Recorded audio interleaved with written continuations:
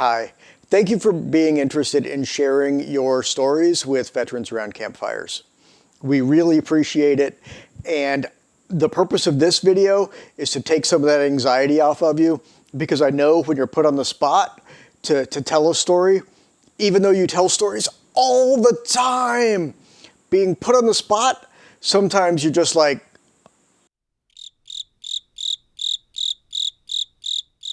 so we're here to help.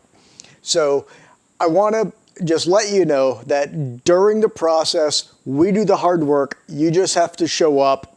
And over the next couple sections of this video, we will show you how we do that.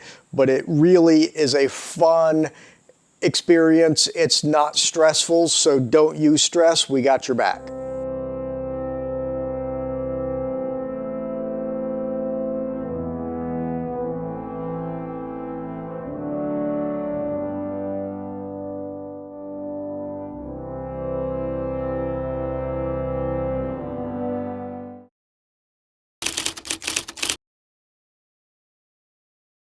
Okay, how will we make it easy for you?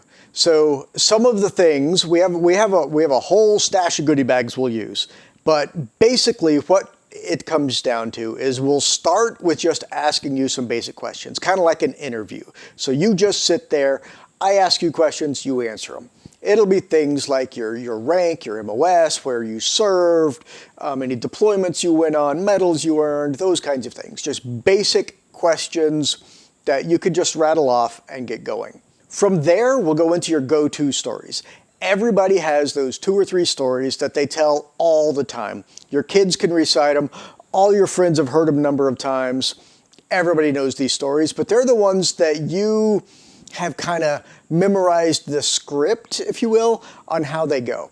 So we start there. We start with the easy ones. You tell those stories, and it kind of gets you loosened up. And then we progress from there.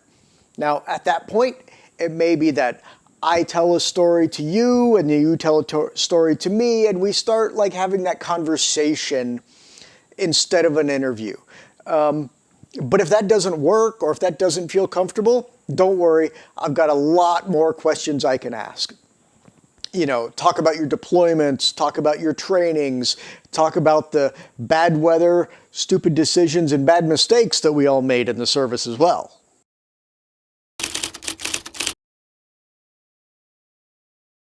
So before the day of the interview, we will reach out to you to get some information and to do the scheduling.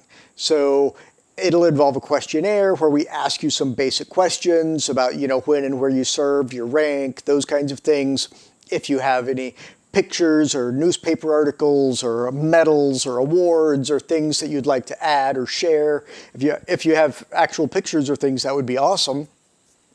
In particular, we really like those no-hair basic training pictures.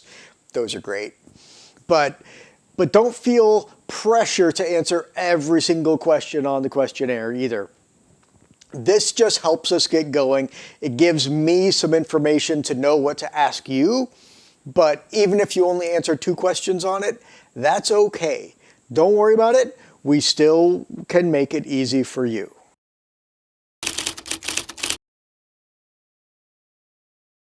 Okay, one of the big things that we do in that before shooting phase, and it overlaps into day of shooting, is figuring out the location for the shoot. So we will work with you to figure out a great place to film that day. So what do I mean? I mean, some places like here, I'm just in front of the side of my house, and it makes an okay backdrop. It's not super interesting, but it's also not distracting. So many other things could work well. If you have a hobby where you have like a shop, whether it's an auto garage or a wood shop or a welding shop, those can work good as long as there's not other stuff going on in the background. A farm, clouds going by, a park. There are so many things that can be good backgrounds. So really, the things we don't want are things where there is a lot of very busy background stuff. You don't want a ton of people walking around. If there's some people way in the background, that's okay. If there's a road way in the background, or like a train goes by, as long as it's not too loud, that's okay. But we don't want lots of busy stuff going around distracting people. But backgrounds, we can almost certainly find someplace near you, whether it's at your house, whether it's at a local park, or if you're local to where we are, we have numerous places here we could shoot. But so that's part of what we'll work out in advance with you. Now, the hardest part of finding that location is the sound environment. We don't want somewhere where there's a lot of loud noise. We don't want somewhere where there are conversations going right next door. Because while all of us that are part of the interview will be wearing these lavalier microphones, they can still pick up more than just the person talking. So they really do help to isolate it. I mean, in fact, one day we were filming and there was a lawnmower going off next door unexpectedly, and we were able to edit that down. It makes it harder, but we were able to. But conversations that are close are really difficult to get out of it. So if we have a place that's pretty quiet, or that we can make quiet, that works best. Like bars and restaurants are generally really bad unless they're closed. If you have access to go in early, like before they're open, then that could be an awesome background. So, but we'll work with you and we'll figure that out before the day of the shoot.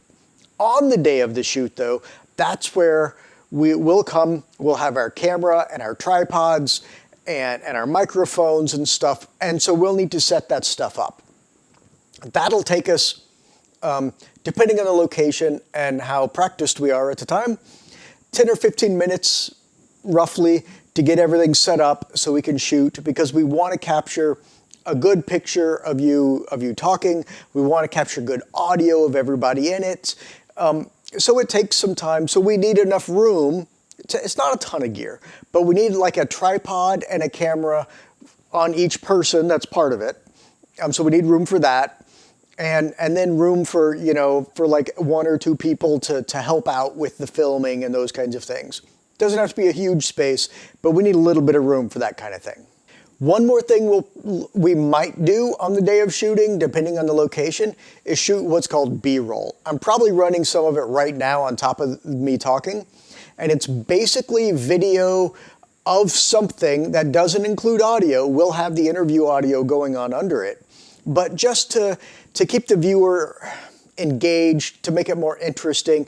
It could be flags flying, it could be campfires, it could be a news clip from the military, who knows, but something, if your environment is conducive to it and you invite us to do it, then it might be some pictures of if you got cows walking by in a field, or if you've got medals displayed, or an old uniform, or just something, just to convey a sense of the atmosphere or you or what we're doing that day.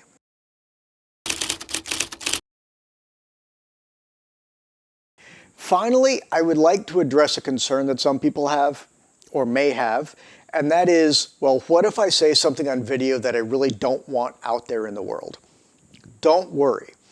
Nothing we film will get put out in the world without you viewing it first. So I won't just take this video and throw it on YouTube willy-nilly. No, I will send you a private link to the rough video, or the roughly edited video, so you can look at it and give me your thoughts and opinions before I do anything with it. And if you end up with some stories that you do want to share, but you don't necessarily want them out there for everyone, we will work with you on some options for those as well, to maybe age restrict them or put them behind a paywall or private list them or something, so that you can share those stories but not have them open to your kids or employer or whoever.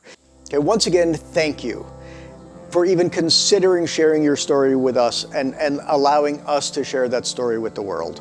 It means the world to us, and we hope that you get satisfaction instead of anxiety in doing so.